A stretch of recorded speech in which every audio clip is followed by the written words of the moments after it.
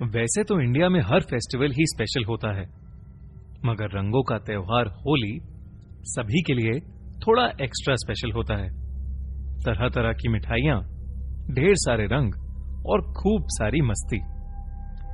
मगर 12 साल के रोहन के लिए उसका फेवरेट होली का त्योहार इतना भयानक बन जाएगा, उसने कभी नहीं सोचा था।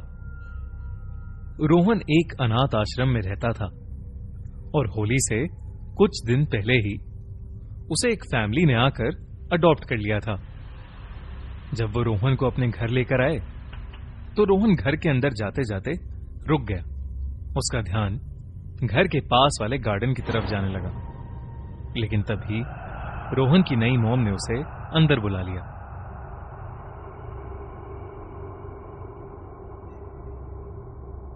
वो फैमिली रोहन का बहुत अच्छे से ध्यान रखने लगी। सभी उसे बहुत प्यार करते थे, मगर सबसे ज्यादा रोहन को उसकी दादी प्यार करती थी। मगर उस घर में एक अजीब सी बात थी। रोहन पूरे घर में फ्री होकर घूम सकता था, पर उसे सेकंड फ्लोर पर जाने की परमिशन नहीं थी। रोहन अक्सर सेकंड फ्लोर की तरफ ही देखता रहता, लेकिन जब भी वो ऊपर आने की कोशिश करता, उसकी दादी उसे आकर रोक लेती। होली से एक रात पहले जब रोहन अपने कमरे में जा रहा था, तब वो अचानक ही स्टेयरकेस के पास रुका और सेकंड फ्लोर की तरफ देखने लगा। घर में सब सो चुके थे और इसलिए वो चुपके से सेकंड फ्लोर पर चला गया। तो दोस्तों, होली के पर एक कमरा था जिसके दरवाजे पर एक लाल रंग का ताला लगा हुआ था। रोहन ने जैसे ही उस ताले को तोड़ने की कोशिश की, तभी उस दरवाजे पर किसी ने अंदर से नॉक किया।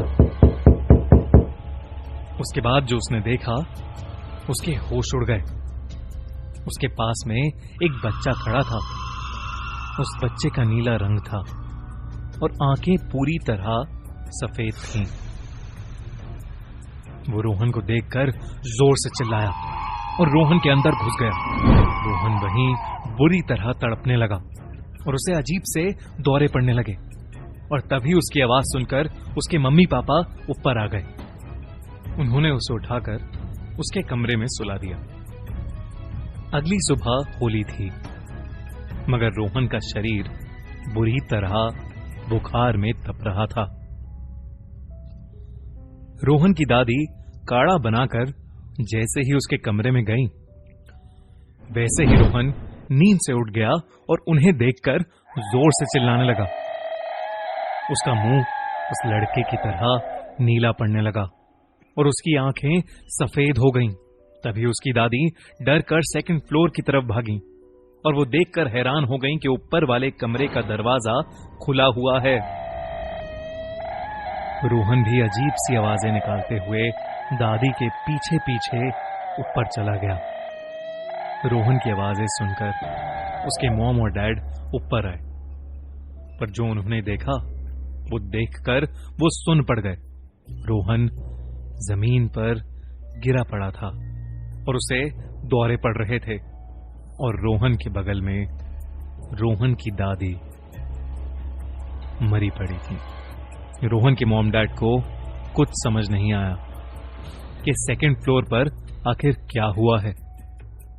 जब कुछ देर बाद रोहन अपने सेंसेस में वापस आया, उसने सबको बताया कि उसे उनके घर में एक बच्चे की आत्मा दिखती थी। सबसे पहले दिन जब वो घर आया था तो वो उसे गार्डन में दिखा और फिर अक्सर सेकंड फ्लोर पर दिखता था। वो बच्चा बार बार रोहन को ऊपर खेलने के लिए बुलाता था।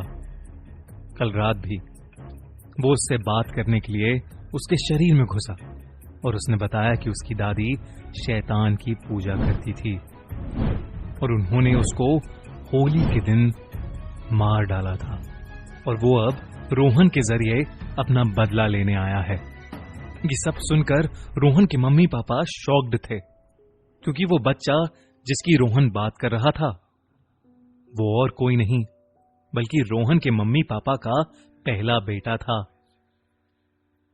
जो अचानक 5 साल पहले होली के दिन गायब हो गया था।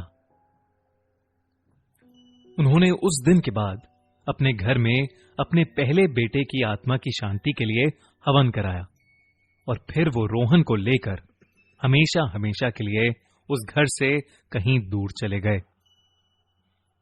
मगर आज तक रोहन उस भयानक होली को भूल नहीं पाया है।